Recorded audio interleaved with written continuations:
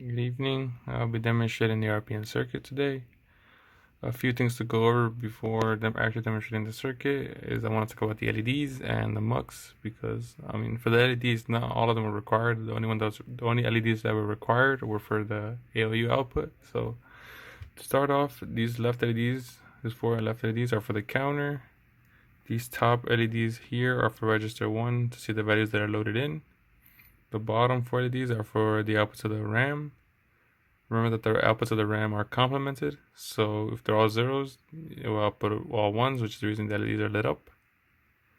Another thing to know is that these four LEDs, 1, 2, 3, and 4, they should all be read from right to left. That is because the right LED is the most significant bit. The left LED is the least significant bit, so it's read like 1, 1, 1, 1. So moving on, these four LEDs are for the ALU output, and then these orange LEDs here are for the register 2 latch output. It's just to see that the value that we latch on matches the ALU value. Next is the MUX. As you can see, we do not have an actual MUX chip. We could not get our hands on a 74157, so we built the circuitry behind it. Alright, so the bottom four inputs are for switch X, the user data inputs. The top of these four green cables are switch Y, so the output of the ALU that is latched on to the register 2. To select between these two is this green cable. When it's high, it's switch X. When it's low, it's switch Y. So now we can start the demonstration. Enable the clock. So we'll first perform the push function. So first we need to increment the counter and write data into memory. We need to write two data inputs into memory. So write that. So we'll write, and for this address we'll write 3. As you can see, we get 3. We get 1 1 0 0. The complement of that is 0 0 1 1, which is 3. We keep incrementing the counter. Increment the counter. Alright, the next value we'll write 1. 1, so we get 1 1 1 0, which the complement is 0 0 0 1. Alright, from there we will perform the function. So the first step is data from the RAM output is latched into register 1. So we'll latch on this current value of 1 to register 1. So as you can see, we latch on 1. Like I said, the complement of this is the actual value, so 0 0 0 1. That's what latched on. Then step 2 is decrement the counter. So we will decrement the counter. Decrement the counter.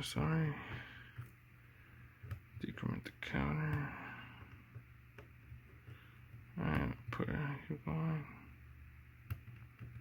Alright, so as you can see here, we have 1. The value at this address is 1100, which is 0011, which is 3. 3 plus 1, the top value, is 4. As you can see here, 0100, that value is 4. Now the third step would be to the third step would be to latch this value onto register 2.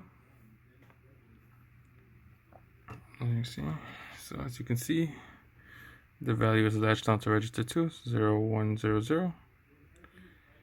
And the final step would be to write this data value into the memory. So that will replace the current memory. So we will switch the MUX to switch Y.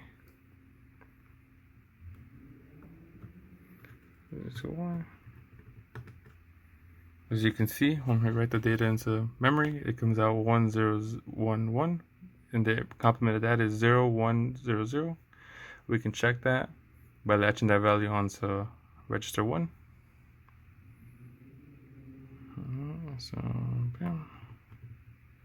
As you can see, the value latched on is 0100. And from there, you can just perform another function.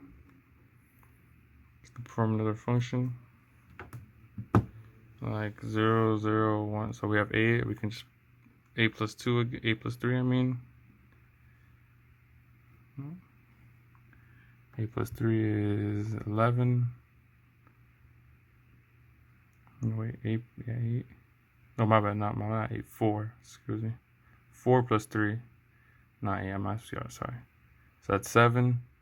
So you can see we get 0, 1, 1, 0. That's 7.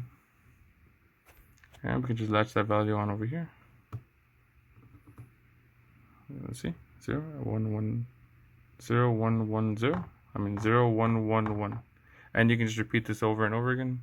Or you can just you can choose not to use this data input from the ALU and just select 2 new values and clear.